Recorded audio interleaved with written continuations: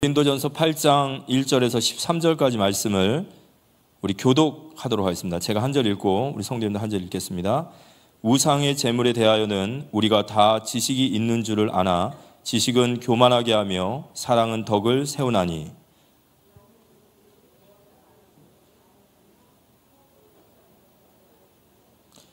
또 누구든지 하나님을 사랑하면 그 사람은 하나님도 알아주시느니라.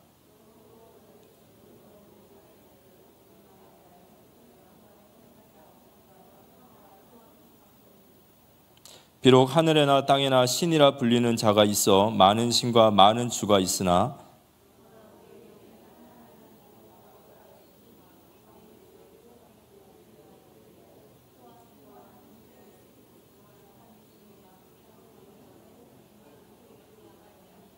그러나 이 지식은 모든 사람에게 있는 것은 아니므로 어떤 이들은 지금까지 우상에 대한 습관이 있어 우상의 제물로 알고 먹는 고로 그들의 양심이 약하여지고 더 더러워지느니라.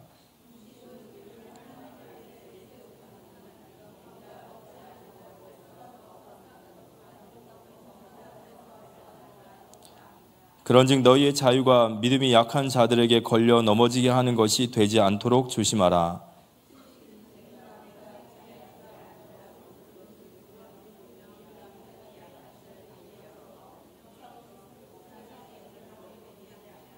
그러면 내 지식으로 그 믿음이 약한 자가 멸망하나니 그는 그리스도께서 위하여 죽으신 형제라.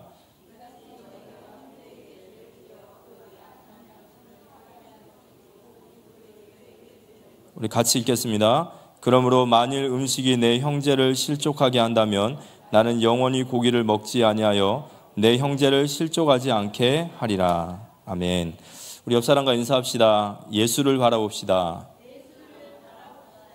예수님을 바라보는 것은 추상적인 것이 아니라 우리에게 분명하게 말씀하시는 하나님이시기 때문에 오늘도 우리는 말씀을 통하여 주님을 바라보는 그런 귀한 축복의 시간 되셨으면 좋겠습니다. 오늘 저희가 나눌 제목은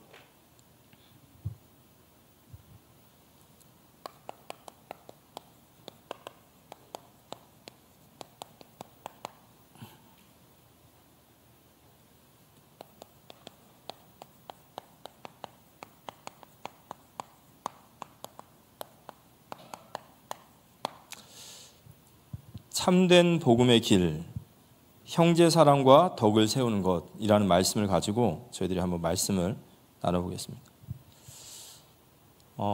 올 한 해 우리가 예수를 바라보라, 예수를 바라보자 하셨는데요. 이 예수를 바라보는 것은 아까도 말씀드렸지만 추상적인 의미가 아닙니다. 우리가 매주마다 주시는 강단의 말씀, 우리에게 말씀을 주시기 때문에 이 말씀을 붙잡는 것이 예수를 바라보는 것이죠. 만약에 하나님께서 우리에게 교회와 말씀이 없다면 우리 각자가 예수를 바라보는 모습 다 다르겠지만 사람은 굉장히 간사하죠. 이 사람은 굉장히 간사해요. 그리고 자기 합리화하고 자기 중심적이라 들어야 될 말을 듣지 않고 듣고 싶은 말만 듣고자 하는 게 이게 사람이에요. 그래서 우리는 어떻게 보면 더 철저하게 하나님 말씀을 신뢰해야 됩니다. 그래서 그러한 훈련을 해야 되겠죠. 내가 듣고 싶은 말이라고 해서 아멘하고 듣기 싫은 말이라고 해서 노멘 그런 것이 아니라 나는 하나님 앞에 연약한 존재이기 때문에 하나님만이 나에게 정확하시다 이렇게 생각하고 우리 말씀을 따라가야 됩니다. 이번 주간에 이 아브라함의 죽음에 대한 얘기를 하셨죠. 이 아브라함이 죽는 날이 됐습니다. 그래서 이제 아브라함이 죽음을 맞이하게 되는데요. 근데 이 아브라함이 죽음이 일어나기 전에 그 직전에 그가 그두라라고 하는 이 후처의 후손들을 이삭에게서 떼어냄. 이 아브라함이 죽기 전에 이 이삭에게도 재산을 주고 또 이 구두라라고 하는 후처, 아마 사라가 죽은 후에 그가 후처를 맞았는데 그 후처를 통하여 6명의 자식을 낳죠. 근데 그 6명의 자식 밑에 또 자손들의 이야기를 쭉 보시면 이스라엘을 중심으로 지금 형성되어 있는 주변 국가들이에요. 다 아랍권의 국가들. 거기에 보면 뭐 미디안이라고 하는 사사기 시대 이스라엘을 가장 괴롭혔던 민족도 있고 아수르도 있고 또 함의 후손들도 그 속에 있어요. 실제로 이스라엘과 계속 대척점을 이루는 그런 그런 국가들의 형성이 구드라를 통해서 이루어집니다. 근데 이제 아브라함이 죽기 전에 이 구드라의 후손들에게 재산을 나눠주고 충분한 재산을 나눠주고 그들을 동방 땅인 동쪽으로 보내요. 그래서 이삭과 완전히 분리를 시키는 겁니다. 근데 왜 아브라함이 왜 그 일을 했냐면 그 당시에 고대 사람들에게는 이 후처를 두는 것이 그렇게 흠은 아니었어요. 물론 하나님은 이걸 원치 않으십니다. 하나님은 일부 일처예요. 그렇지만 그 당시에 고대 사람들에게는 막 후처를 여러 명 두는 게 흠은 아니었습니다. 그러니까 사실 이제 사람들로 봤을 때는 지탄 받을 건 없지만은 아브라함이 이 후처의 자식들을 이삭에게 떼낸 것은 그는 알고 있어요. 뭘 알고 있냐면 이 구드라를 취함이 이게 자신의 정욕과 육신을 따라 취한 아내이고 그 자식들은 언약의 후손들이 아니라는 거예요. 그래서 창세기 25장의 성경을 자세히 보시면 아브라함의 후손들이라고 나오지 않고 그두라의 후손이라고 나와요. 그 말은 하나님도 아브라함의 후손은 오직 이삭, 그 이삭을 통하여 언약의 후손으로 예수 그리스도가 오실 그 라인만이 하나님의 언약이지 그 외에 다른 거라는 거예요. 그래서 아브라함이 사실 이게 자신의 실수라는 걸 아는 거예요. 그런데 자기가 살아있을 동안에는 이 구드라의 후손들이 후처의 자식들이니까 힘을 못 쓰겠지만 자신이 죽고 나면 분명히 이 후처의 자식들도 이 이삭과 같이 부엘라 헤로이에서 함께 있었기 때문에 반드시 이 땅에서 그와 분쟁이 일어날 거라는 거 아는 거예요. 땅을 두고 분쟁이 일어날 것이다. 반드시 이삭과 언약의 걸림돌이 될 것이라는 것을 아브라함이 알고 있는 거예요.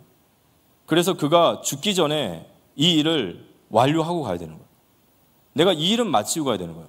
왜냐, 이게 이삭과 언약의 걸림돌이 될 거니까. 그래서 아브라함이 마지막으로 그드라의 후손들을 이삭에게서 떼어내는 이 일까지 마무리하고 그는 자기의 열조들에게 돌아갔다 이렇게 얘기하죠. 죽음이라는 것은 위기인 것 같고 우리에게 어떻게 보면 뭐 재앙인 것 같고 이게 우리에게 가장 절망인 것 같지만 성경에서 죽음은 기회로 나타나기도 해요. 대부분 그렇습니다. 죽음을 통하여 진짜 중요한 본질을 보게 되는 거죠. 아브라함이 이런 거 보는 거예요. 막벨라 굴을 산다든지 아니면 그드라의 후처들을 내어 쫓는다든지 아브라함이 자신의 죽음이 자신에게 의식되어지니까 그에게는 긴박함이 오는 거죠. 내가 죽고 나면 이 일을 해결할 수 없기 때문에 반드시 해결해야 될 일이라고 한다면 우리는 아브라함의 죽음을 통하여 나의 죽음을 보게 돼야 되고 이 나의 죽음을 통하여 내가 진정으로 하나님 앞에서 마무리해야 될 나의 몫이 무엇인지를 우리는 봐야 돼요. 내가 마무리해야 될 나의 몫이 있을 거예요. 그래서 반드시 우리가 이런 것들이 위기가 아니라 기회이다. 어떻게 보면 정말 중요한 기회다. 집에 불이 나면 안 되죠. 집에 불이 나면 가장 중요한 게 뭔지를 알게 된다는 거예요. 그죠? 불 나면 들어엎고 뛰어나와야 될 것이 있어요. 그게 제일 귀한 거예요. 뭐 들고 뛰어나오실 거예요? 성경책이요? 아니죠. 우리 자식들 들고 나와야죠. 그죠? 우리 애들 들고 나와야 되잖아요. 불나보면 가장 귀한 게 뭔지 알아요. 내 인생의 죽음이라는 것이 정말 밀려 들어오면 나에게 가장 중요한 것이 무엇인지를 알게 됩니다. 근데 우리는 하나님께서 우리에게 친절하시게 죽으면 끝나요. 그죠? 죽기 전에 우리에게 아직 기회를 주심을 믿으시기 바랍니다. 우리가 전달해야 될, 우리가 마무리 지어야 될 그것이 무엇일까? 우리는 이번 한 주간 저는 이런 좀 깊은 묵상을 하게 됩니다. 성경에서 말하는 죄의 핵심, 죄의 본질은 이 자아입니다. 자아라는 것은 내 멋대로 살고 싶은 것이 죄의 본질이에요. 우리는 죄를 말할 때 우리가 사람과 사람의 죄를 먼저 얘기하지만 성경에서 말하는 원죄는 내가 하나님에 대한 죄예요. 하나님이 나를 창조하셨고 나는 마땅히 그분의 피조물로서 그분의 영광을 위하여 지음 받았습니다. 그런데 인간이 하나님이 주신 축복을 받고 이제 하나님의 영광을 위해 사는 것이 아니라 자기 중심을 위해서, 자기를 위해서 살기로 이 결단하기 선악과 사건이에요. 그래서 죄의 본질은 자기 중심, 곧 우리는 이걸 나 중심이라고 하죠. 나 자신을 위하여 사는 거예요. 나 자신을 위하여. 그래서 로마서 3장 23절에 모든 사람이 죄를 범하였다라는 것은 우리 인간은 모든 행위 속에 그 근본으로 들어가면 이 나 중심이 있다는 거예요. 모든 행위 속에 나를 위해서 우리가 세상 사람들 중에 보면은 선한 일을, 선행을 쌓는 사람이 있어요. 선한 일을 하는 사람들이 있어요. 근데 왜 그 선한 일을 하는 사람도 죄인이라고 하냐면 그 선한 일이 누구의 공로로 돌아가냐? 자신의 공로로 돌아가는 거예요. 모든 사람들의 생각과 마음속에는 자기 중심, 자기 자아가 있습니다. 근데 이 자기 중심이라는 것이 얼마나 파괴적이냐면 이 끝이 없어요. 인간의 어떤 이기적인 생각, 탐욕적 생각, 나를 위한 생각은 이 끝이 없어요. 아무리 많은 99마리 양을 가져도 한 마리 양을 갖기 위해서 한 마리 양 있는 놈의 것을 뺏는 게 인간이랍니다. 여기서 모든 인간의 다 모든 게 다 나오거든요. 그런데 우리가 구원받은 하나님의 백성도 이 나 중심이라는 부분, 자기 중심이라는 부분이 우리가 구원받으면 없어집니까? 아니잖아요. 근데 우리가 구원받고 나서 하나님의 말씀을 보면 이게 죄라는 것을 알게 되는 거예요. 그러니까 자꾸 이놈과 싸우는 거죠. 아, 이게 바로 하나님의 자리에 앉는 거고 이게 하나님을 인정하지 않는 거구나. 그래서 자꾸 나 중심을 죽이는 거예요. 나는 날마다 죽노라는 것이 결국 우리가 성화되어져 간다는 핵심 뭐냐? 나 중심에서 하나님 중심으로 자꾸 인정하고 바꿔보려고 하는 거예요. 근데 이러한 부분들이 변화되지 않으면 우리가 진짜 종교생활을 하는 거죠. 이 종교생활을 한마디로 말하면 뭐죠? 자신을 위한 거예요. 신앙생활을 하는데도 여러분 우리가 그 절간에 가면 그 불자들이 부처님한테 절을 하잖아요. 그럼 불자들이 부처를 섬기는 겁니까? 아니에요. 불자들은 부처를 섬기는 게 아니에요. 자기를 위하여 부처를 도구로 이용하는 거죠. 복음은 그게 아니잖아요. 그죠? 그런데 우리가 이러한 사실들을 인지하지 못하고 이러한 사실들이 변화되지 않으면 신앙생활을 하는데도 우리는 계속해서 하나님조차도 다 내 도구로 쓰는 거예요.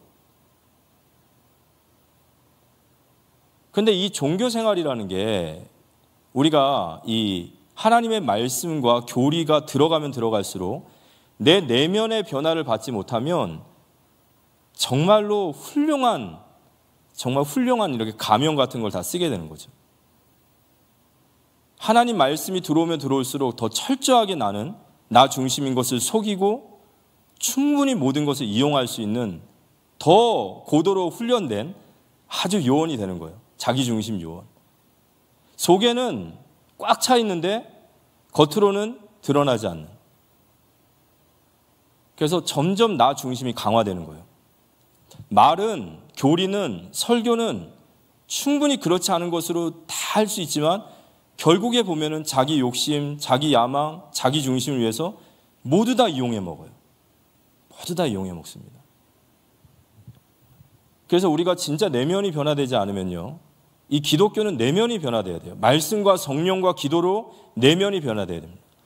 우리가 우리 자신의 중심, 나 중심에 변화되지 않은 것들을 보면 볼수록 더 기도할 것이 많고 더 하나님 앞에 서야 될 게 많아요.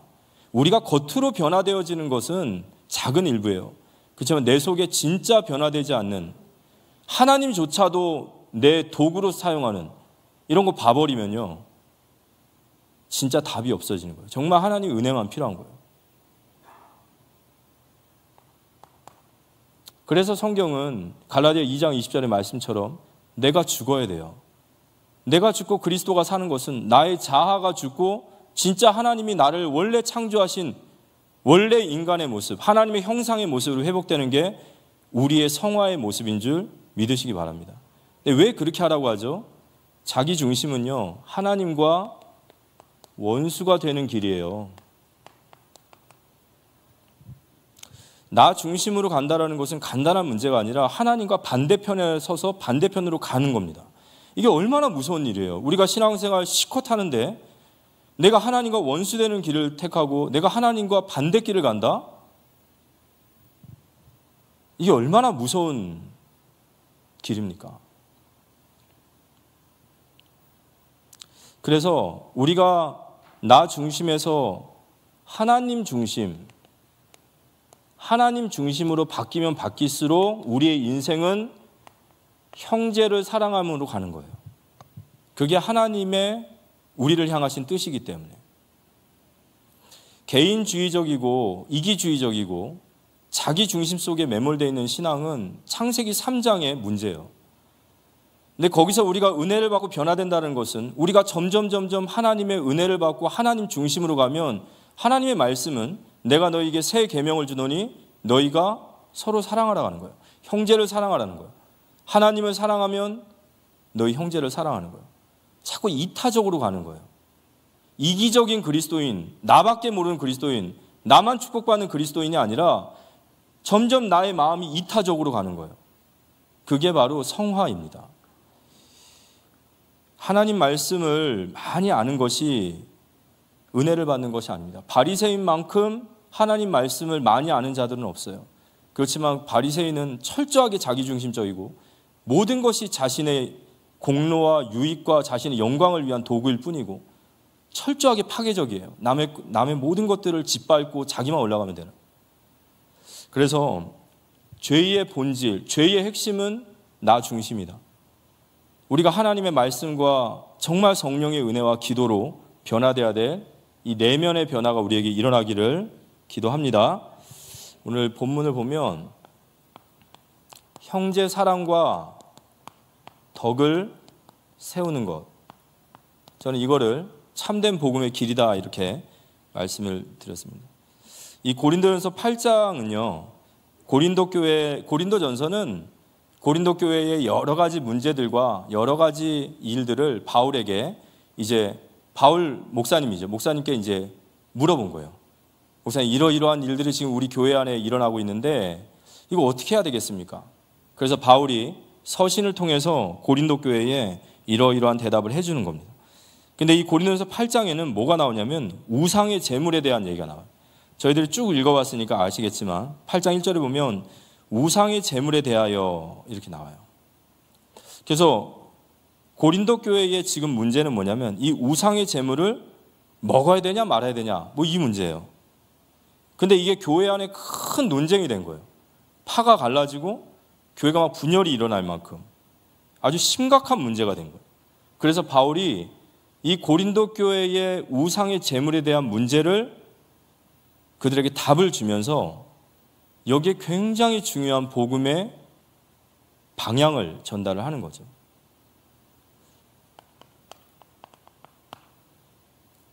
고린도전서 8장 1절에 보면 우상의 제물에 대하여는 우리가 다 지식이 있는 줄을 아나 지식은 교만하게 하며 사랑은 덕을 세우나니 이런 말씀이 있습니다. 이 고린도 교회 사람들은 상당히 철학이라든지 막 이런 거를 쫓는 사람들이고 부유하다 보니까 그런 걸 많이 지식을 숭배했어요. 근데 이 고린도 교회 사람들은 지식을 숭배하고 지식을 굉장히 높게 생각했는데 이 지식에 대하여 이야기하면서 바울이 그들의 지식과 바울의 지식의 차이를 얘기합니다. 고린도 교회 사람들의 지식은 이 지식을 그노시스라고 하는데 그들은 깨닫는 것이 지식이라고 생각을 해요. 깨닫는 것. 깨닫는 것이 지식이다. 그런데 성경은 깨닫는 것이 지식이 아니라 성경의 참 지식은 이 말씀을 지키는 것이다 라고 얘기를 해요. 그래서 요한 1서 2장 2절에서 3절에 보면 그는 우리 죄를 위한 화목 제물이니 우리만 위할 뿐 아니요 온 세상의 죄를 위하심이라. 우리가 그의 계명을 지키면 이로써 우리가 그를 아는 줄로 알 것이라. 아는 줄로 안다. 지식. 이 지식은 뭐냐면 우리가 그의 계명을 지키는 것이 바로 아는 것이다. 성경에서 말하는 지식은 영지주의가 말하는 깨닫는 거. 깨달았다. 이게 아니에요. 지식은 그 깨달은 것이 지키는 것. 주님의 말씀을 계명으로 지키는 것. 이게 이제 지식의 기준인 겁니다. 그래서 요한복음 14장 21절에 보면 나의 계명을 지키는 자라야 나를 사랑하는 자니 나를 사랑하는 자는 내 아버지께 사랑을 받을 것이요 나도 그를 사랑하며 그에게 나를 나타내리라. 우리 고린도전서에 보면은 3절에 보면 또 누구든지 하나님을 사랑하면 그 사람은 하나님도 알아주시니라. 우리가 하나님의 말씀을 지키는 것이 하나님 사랑하기 때문이고 그 사랑을 따라서 하나님의 말씀을 지키고자 나아가면 누가 알아주신다고요? 하나님이 알아주시니라. 결국에는 미련한 것 같지만 하나님의 말씀을 지키고 나아가는 자가 세상에 승리하는 이유가 그거예요.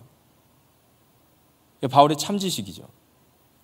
여러분 아는 것을 자랑하지 마시고 그 말씀이 우리의 삶에 어떻게 나타나는지를 자랑하시기 바랍니다. 그렇죠. 우리가 말만 잘하면 말쟁이도 아니고. 그래서 바울이 말한 지식과 이 고린도 교회의 지식들이 달랐다라는 거예요.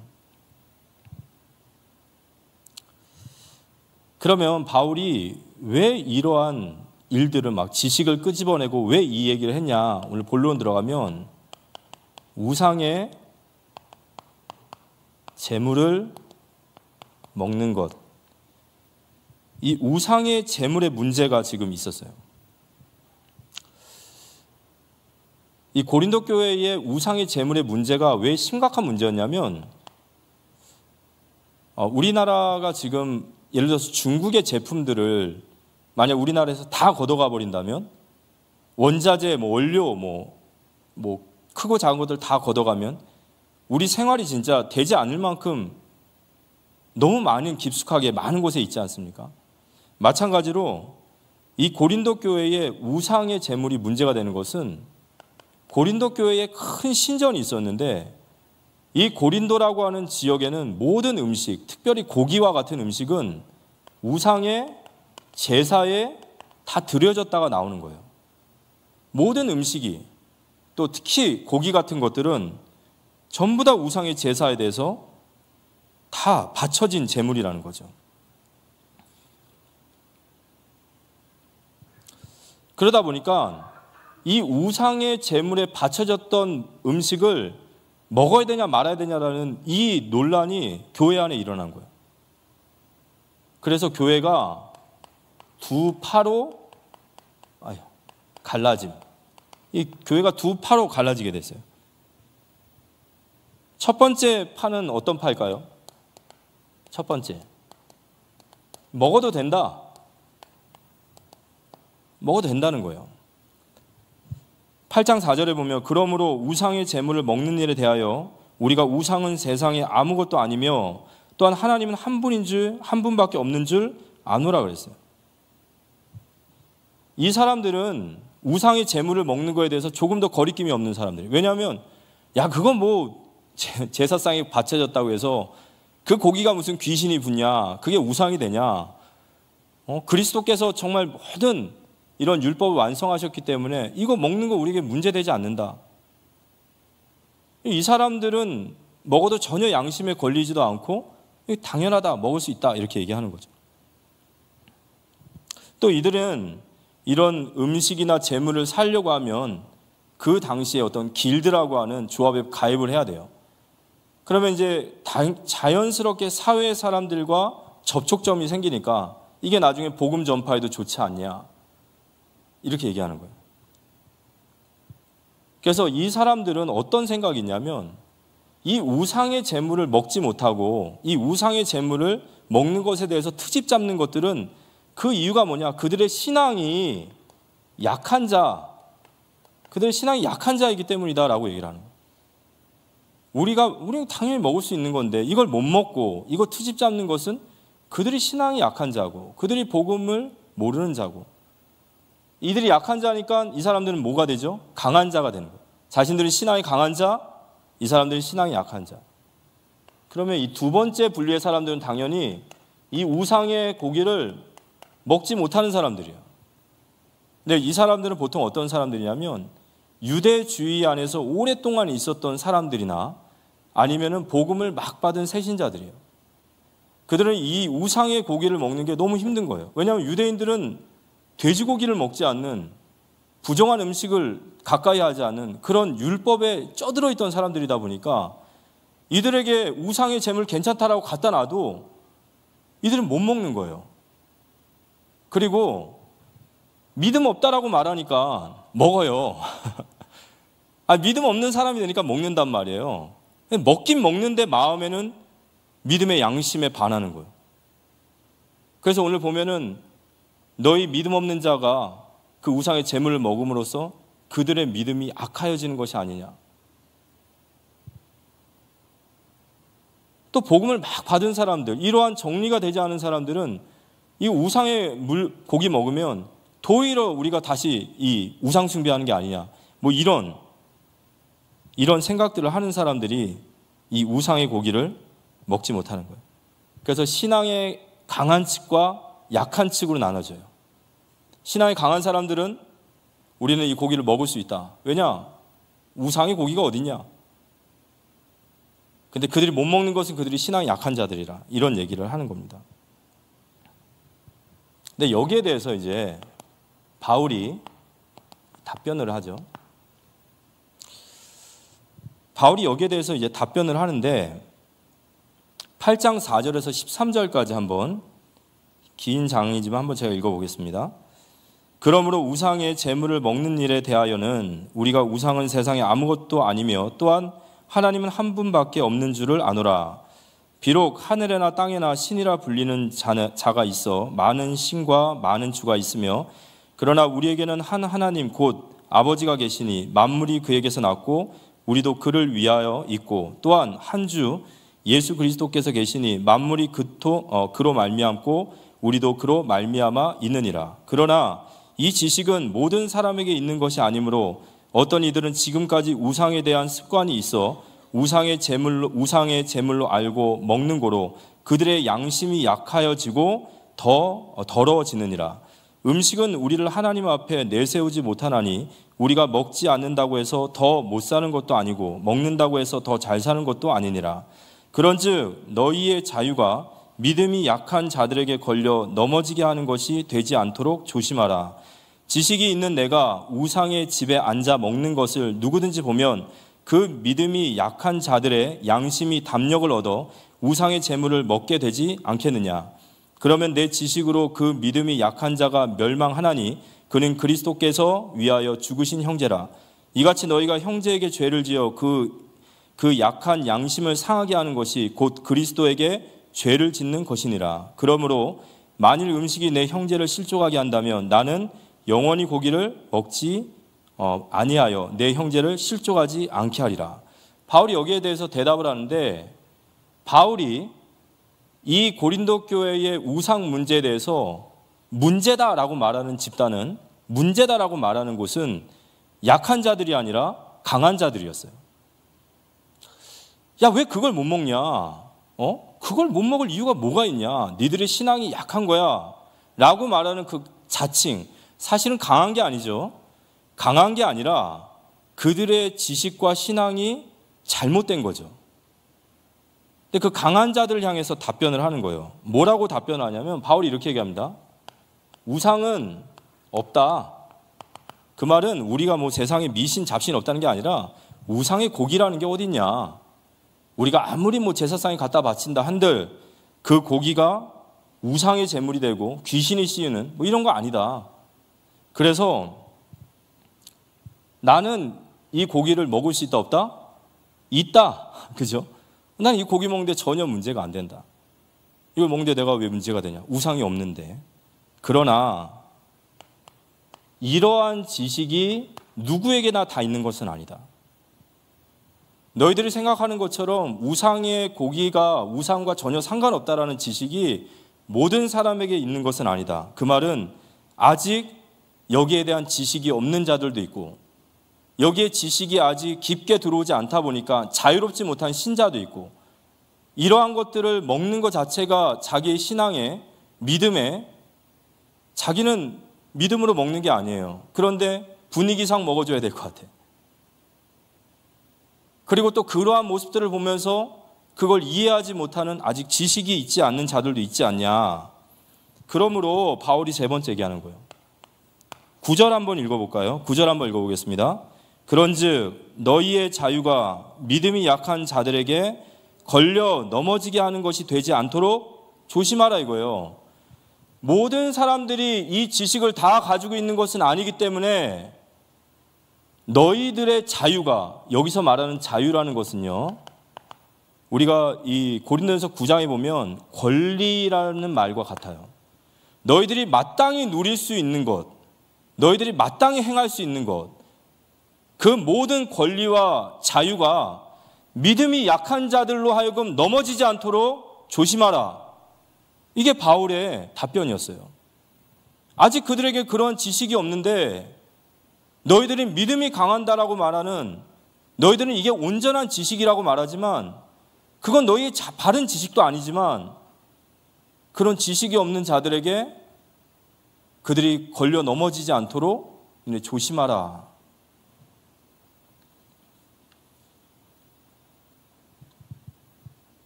그러면서 바울이 왜 지식에 대한 이야기를 했냐면 너희들이 지식이 완전하다고 말하지만 사실 너희들의 지식은 아직 모르는 것이 있다는 거예요. 너희들의 지식이 완전하지 않고 그리고 너희들의 지식의 방향이 옳지 않다는 거예요. 그래서 오늘 바울이 마지막으로 이런 얘기를 해요. 나는 이 고기를 다 먹을 수 있고 내 신앙 양심상 나는 문제가 되지 않는다. 하지만 내가 이 우상의 고기를 먹는 모습들을 누군가 보고 그 신자가 나로 하여금 그의 신앙의 믿음이 약해지고 그가 실족해질 것 같으면 나는 13절 평생의 고기를 먹지 않겠다는 거예요. 여러분 저는 이게 복음이라고 생각합니다. 맞습니까? 이게 복음이에요. 아주 작은 이야기 같지만 여기에 복음이 있어요. 나는 먹을 수 있다는 거예요. 나는 충분히 권리가 있고 자유가 있어. 하지만 내 형제의 약함으로 내가 이걸 먹는 것을 보면서 내 형제가 실족한다고 한다면 나는 내 자유를 절제하겠다는 거예요. 내 권리를 포기하겠다는 거예요. 그리스도께서 십자가에서 자신의 권리를 포기하시듯이. 맞습니까? 이게 참 복음입니다. 이게 복음이에요. 나는 다 할 수 있어. 나는 다 할 수 있어. 여기까지가 아니라는 거예요. 여기까지 지식이 아니라는 거예요. 진정한 참된 지식은 이타적이고 형제의 사랑과 덕으로 나아감을 믿으시기 바랍니다. 이게 성경에서 말하는 복음이에요. 제가 이 얘기를 할 때마다 늘 이야기하는 게 있는데 우리 교회에서 참 많이 화제되어지는 얘기 중에 하나가 뭐가 있냐면 이 주초 문제 있죠. 이 주초 문제가 뭐냐? 주는 술, 초는 담배입니다. 여러분 술 먹어도 돼요? 안 돼요? 예? 자, 담배 피면 됩니까? 안 됩니까? 돼요? 그럼 우리 아이들한테 술 먹고 담배 피라고 할 거예요? 그럼 왜 된다고 하세요? 자, 성경 우리가 교회 안에서 술을 도대체 먹어야 되냐 말아야 되냐, 담배를 피워야 되냐 말아야 되냐, 우리가 이러한 문제가 실질적인 저희들 문제예요. 그런데 이 주초 문제에 대해서 우리가 이야기할 때 우리가 여러 가지 얘기할 수 있죠.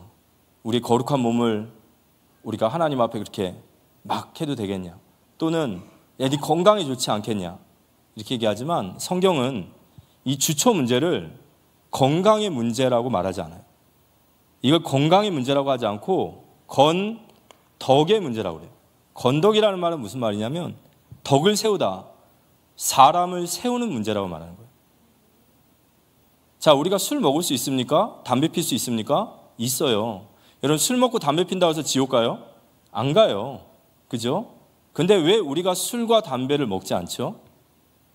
자, 제가 예를 들어서요. 제가 우리 대학부 이제 학예 수련을 갑니다. 학예 수련을 이제 갔다 오고 나서 이제 우리 대학부에 임원들이 있다고 쳐보세요. 임원들 이제 수고했으니까 우리 같이 나가서 우리 회식 한번 하자. 그리고 제가 이제 한번 쏜다. 목사님 한번 쏜다. 그리고 갔어요. 가서 이제 어디로 갔냐? 삼겹살집을 간 거예요. 삼겹살집을 딱 가가지고 이제 우리가 상을 차렸는데 제가 딱 이렇게 하는 거야. 야, 오늘 정말 기분 좋은 날 아니냐? 이렇게 너희도 수고했으니까 야, 우리 시원하게 한잔 하자. 그래서 제가 술을 시키는 거예요. 맥주를 시키고 소주를 시켰어요. 아, 먹기 싫은 사람 먹지 마. 근데 괜찮아. 왜냐? 이거 먹는다고 해서 지옥 가는 거 아니야.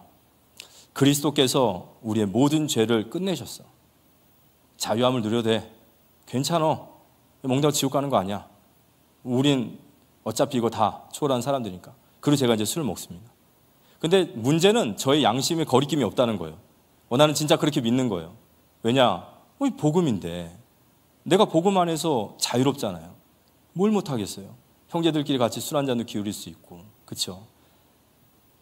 근데 제가 이렇게 술을 마시고 야, 옛날에는 담배도 좀 폈는데 담배도 한 대 줄래? 담배도 펴요. 어떠세요? 양 목사가 삼겹살집에서 술 먹고 담배 피고 있는 모습 보시면 은혜롭겠죠? 모두 다 맞다고 얘기해요. 아, 그래요. 목사님 잘 됐습니다. 우리 한잔 합시다. 한 대 빱시다. 아, 옛날 용어 나왔습니다. 시컷 하고 있는데 그 중에 여기 시원이가 있어요. 시원이가 같이 먹고 같이 피는데 마음속에 야, 우리 목사님 저건 아니지 않나? 아, 이거 목사님 저러면 안 되지 않나? 라는 생각을 해요. 그리고 얘가 깊은 저에 대한 마음의 상처를 받아요. 야, 그건 네가 못 누려서 그래. 그건 네가 누리지 못하는 거야. 네가 아직 복음을 못 깨달았네라고 해야 됩니까? 오늘 바울이 말하고자 하는 게 그거예요. 내가 우상의 재물을 먹을 수 있어. 난 그런 권리도 있고 자유도 있어. 난 양심에 꼬리 끼지 않아. 하지만 내가 하는 행동이 어린 신자나 비록 그가 깨달던 못 깨달던 그가 어린 신자가 나의 행동으로 인해서 그가 마음에 실망을 하고 실족을 하고 믿음이 상실한다면 나는 그거 안 먹겠다는 거예요. 평생 동안 안 먹겠다는 거예요. 그래서 바울을 복음의 사람이라고 하는 거예요. 진리의 문제가 있어요. 우리가 예수 그리스도라는 진리의 문제는 생명 걸어야 돼요. 그건 타협하면 안 돼요. 하지만 진리 외에 우리의 모든 삶의 문제, 그걸 아디아포라라고 해요. 이 아디아포라의 문제의 결정은 뭐냐? 내가 아니라 타인이에요. 형제예요. 맞습니까? 이게 바로 복음입니다. 그래서 오늘 이 우상의 재물의 얘기를 하면서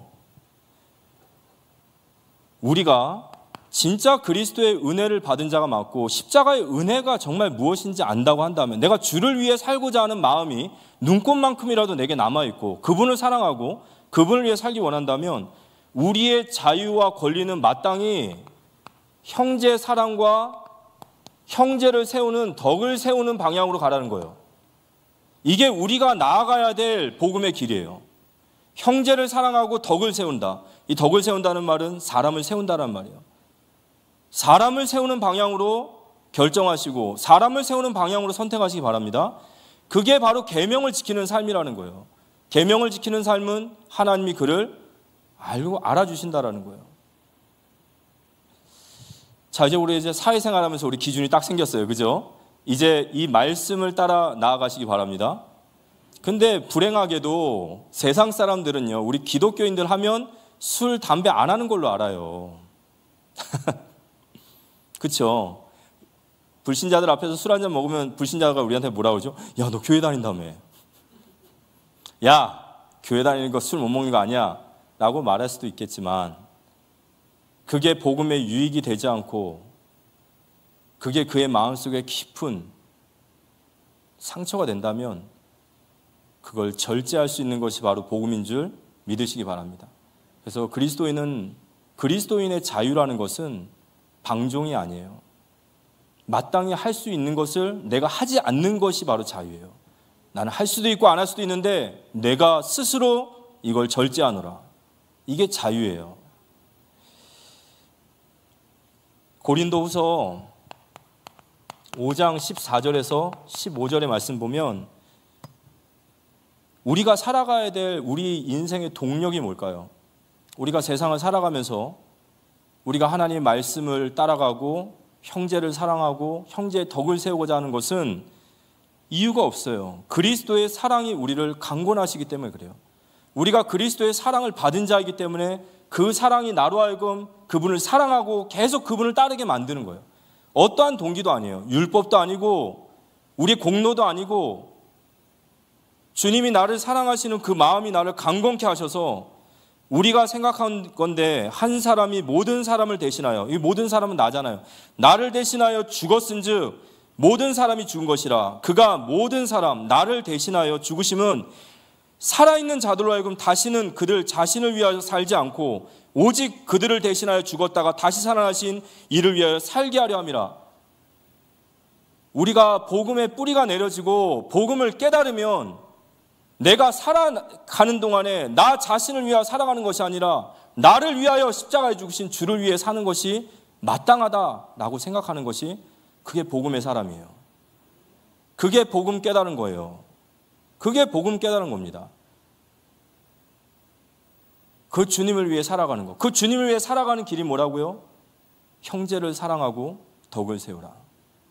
네가 마땅히 누릴 수 있는 자유와 권리가 있지만 그걸 절제해라. 그게 바로 주님을 따르는 삶이고 그게 계명을 지키는 삶이고 그게 그리스도의 사랑에 강건한 자들이 가는 길이라는 겁니다. 우리 세상 살면서 우리가 무엇을 기준으로 살아야 될까요? 사람들 말 들으시겠습니까? 아니면 내가 생각하는 기준 가지고 사시겠어요? 오직 하나님의 말씀만 우리 기준이 되는 줄 믿습니다. 주님을 사랑함으로 나의 자유와 권리를 절제하는 것은 내가 주님 사랑하기 때문에 절제하는 거예요. 그게 계명을 지키는 삶이고 그게 형제를 사랑하는 삶이고 그게 불신자를 구원할 길이 되는 거예요. 우리 주변의 사람들에게 진짜 그리스도인이 무엇인지를 보여주시는 우리 되어지기 기도합니다. 불신자는요, 우리가 세상 사람들과 같이 사는 것을 기뻐하는 것 같죠. 불신자들이 우리한테 욕할 때 뭐라고 하죠? 왜 너희도 똑같냐 이거예요. 왜 너희도 똑같냐. 너희도 예수 믿는다 하면서 너희도 결국 보니까 네 중심대로 네 욕심대로 결국 사는구만. 근데 겉으로는 얘기 안 해요. 좋다고 합니다. 하지만 뒤로 가면 그래서 예수를 안 믿는 거야 그래요. 우리가 진정으로 그리스도의 사랑이 충만한 그러한 사람들이 되어서 우리의 지식의 방향성이 올바른 참된 복음으로 나아가시기를 기도합니다. 오늘 결론적으로 말씀드립니다. 기독교 역사 중에 이건 정말로 너무너무 안타깝고 이건 진짜 인본주의의 극치였다라고 생각했던 역사가 하나가 있어요. 그게 뭐냐면 이 십자군 전쟁입니다. 이 십자군 전쟁이 이 200년 동안 행해졌던 전쟁인데 한 8차례 나아갔습니다. 그 이유는 이 무하마드라고 하는 이 모슬렘이 이슬람이 예루살렘의 성지를 그 성지 하나를 그들이 함락했어요. 그래서 처음에는 이스라엘 백성들이 예배하러 가는데 방해를 안 하다가 시간이 지나면 지날수록 모슬렘들이 이스라엘 백성들이 예루살렘 가는 것을 자꾸 방해하다 보니까 이 전쟁이 일어났습니다. 근데 이 전쟁이 일어난 이유는 성지를 탈환하고 하나님의 땅인 예루살렘을 탈환하자라는 명분은 그랬지만 실제 이 전쟁을 시작했던 교황은 우르반 2세예요. 그가 이걸 했던 것은 그의 기득권과 그의 물질 욕심 때문에 그랬어요. 그래서 이 성지 탈환을 위해서 그가 십자군 전쟁을 일으켰어요. 자신의 기득권을 위해서 그리고 어마어마한 금전적인 이익을 위해서. 그래서 십자군 전쟁을 딱 내보냈어요. 근데 그 십자군 전쟁에 나갈 때 그들이 방패와 이 갑옷에다 뭘 그렸냐면 십자가를 이렇게 붉은 십자가를 그렸습니다. 근데 그들이 십자군 전쟁을 나가서 8차례 어마어마한 패배도 당하고 사륙도 당했지만 그들이 보였던 행태는 전쟁에 나가서 식량이 떨어지면 같은 동족인 이스라엘 사람들을 살인을 하고 약탈을 하고 강간을 하는 거예요. 그래서 그 당시에 중세의 사람들은 뭐라고 하냐면 저 모슬렘보다 저 십자가가 더 무섭다라고 했어요. 그들이 와서요 막 약탈하는 거예요. 막 부녀자들 막 아이들을 막 강간을 하고 살인을 하고. 근데 왜 그들이 그러한 일들을 너무도 자연스럽게 할 수 있었던 이유가 뭐냐? 이 우르반 2세라고 하는 저 인간이 뭐라고 얘기했냐면 십자군 전쟁은 성전, 지하드라고 하죠. 하나님을 위한 전쟁이기 때문에 이 전쟁에 나가는 자는 무조건 면죄부를 준다고 그랬거든요. 면죄부가 뭐죠? 죄 사명권이에요. 아무리 죄를 져도 면죄부 받으면 끝나는 거예요. 그래서 그들이 마음 놓고 하는 거예요. 우리가 온 것은 대의 명분, 우리는 지금 십자군 전쟁에 와서 아무리 우리가 살인을 하고 아무리 우리가 강간을 하고 아무리 우리가 못된 짓을 해도 이거 하나님의 이름으로 하는 전쟁이기 때문에 누구도 우리 정죄할 수 없어. 이런 판이에요. 면죄부. 여러분 그게 맞습니까? 아니잖아요. 그죠? 잘못된 신학이에요. 잘못된 가르침을 통하여 잘못된 생각이 나오는 거예요.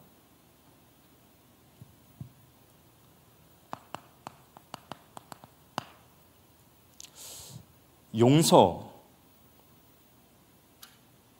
죄는 회개하고 죄는 용서받아야 된다.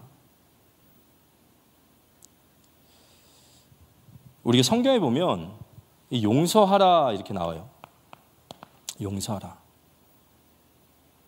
우리 형제를 용서할 수 있는 은혜가 임하길 기도합니다. 용서는 능력이기 때문에, 용서는 은혜이기 때문에. 그런데 이 용서라는 것을 우리가 하더라도요, 이게 비성경적이면 안 되겠죠.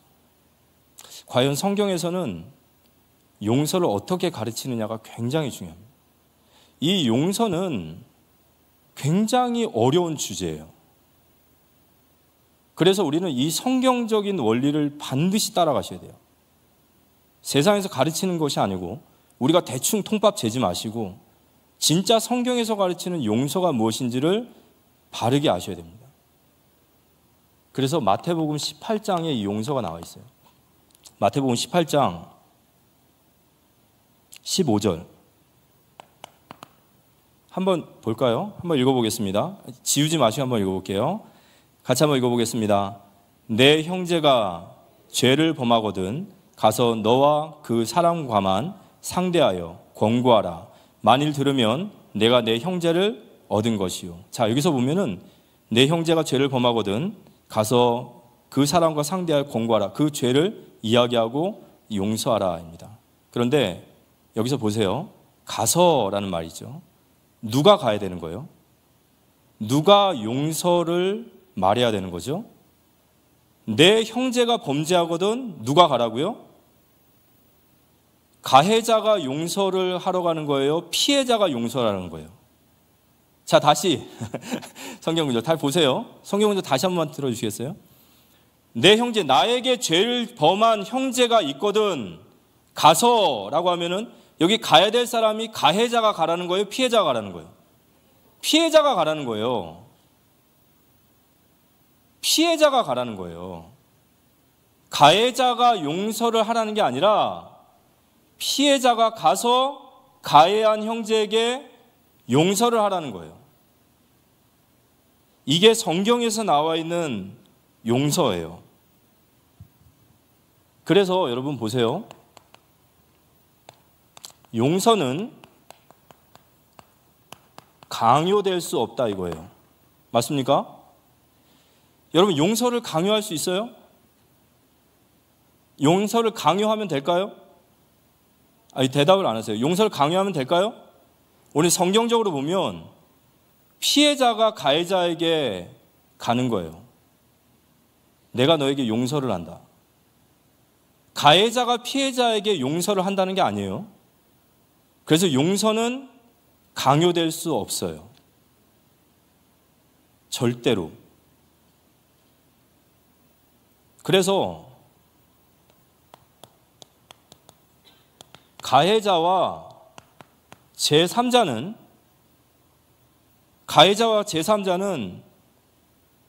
절대로 여기에 대해서 용서를 언급해서는 안 돼요. 피해자가 용서를 하는 겁니다. 피해자가 용서를 하는 거예요. 근데 이 용서가 어떻게 되죠? 여러분, 용서는요, 그 사람의 마음의 상처를 은혜가 밀어내질 때까지 기다려주는 거예요.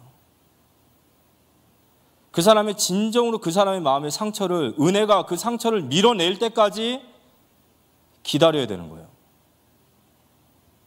우리가 얼마나 복음이라는 이름으로 얼마나 무례하게 행하는지를 아셔야 돼요.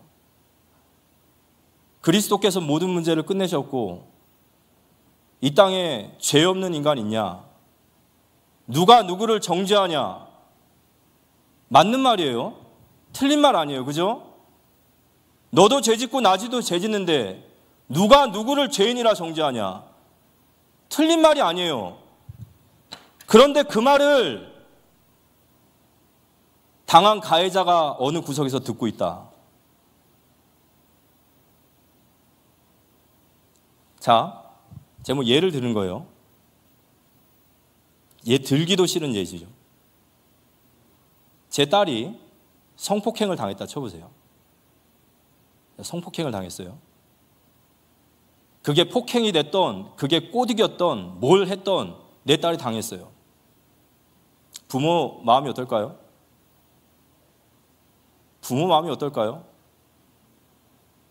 근데 예를 들어서 저는 이제 교회 다니는 사람이니까 가해자가 목회자야.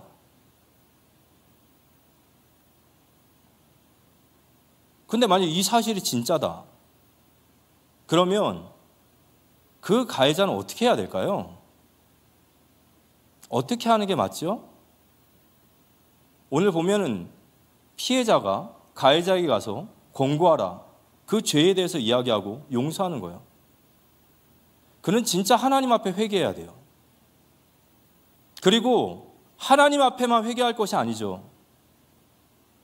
그의 형제를 위하여 그 형제에게 사과를 해야 돼요. 그리고 받은 죄값은 치르면 돼요. 그리고 입 다물고 있어야 돼요. 그죠?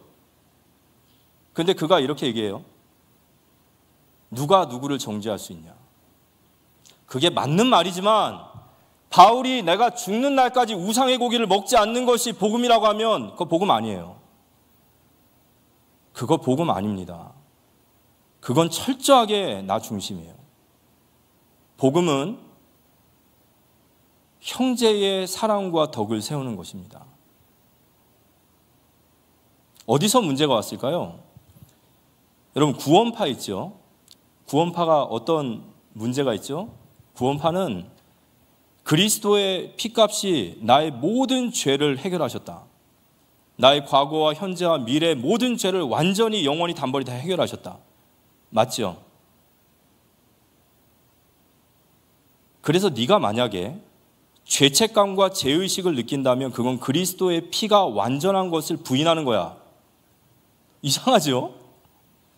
그래서 너는 어떠한 죄를 져도 죄책감을 가지면 네가 죄책감 갖는 이유가 뭔지 알아? 그리스도의 피가 완전한 것을 부인하는 거야. 이게 무슨 말도 안 되는 소리예요.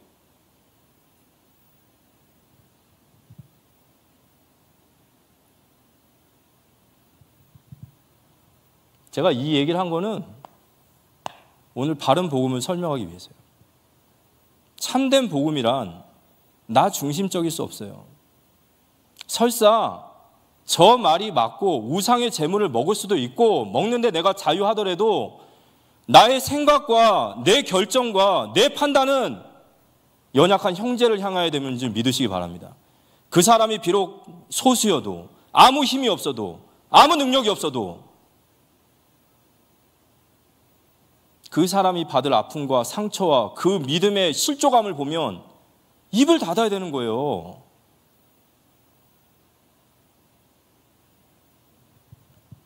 바울이 얘기했죠. 우리가 그리스도 안에서 복음으로 우리의 모든 죄사함을 받았다고 그 은혜가 너희에게 더 죄를 짓는 자리로 가겠냐는 거예요. 은혜를 진짜 받았다면, 우리가 그리스도의 십자가의 은혜를 받았다면, 우리가 그분을 위해 살고자 하고, 그분을 위해 살고자 하면 형제를 사랑하고 덕을 세우는 게 나타남인 줄 믿으시기 바랍니다.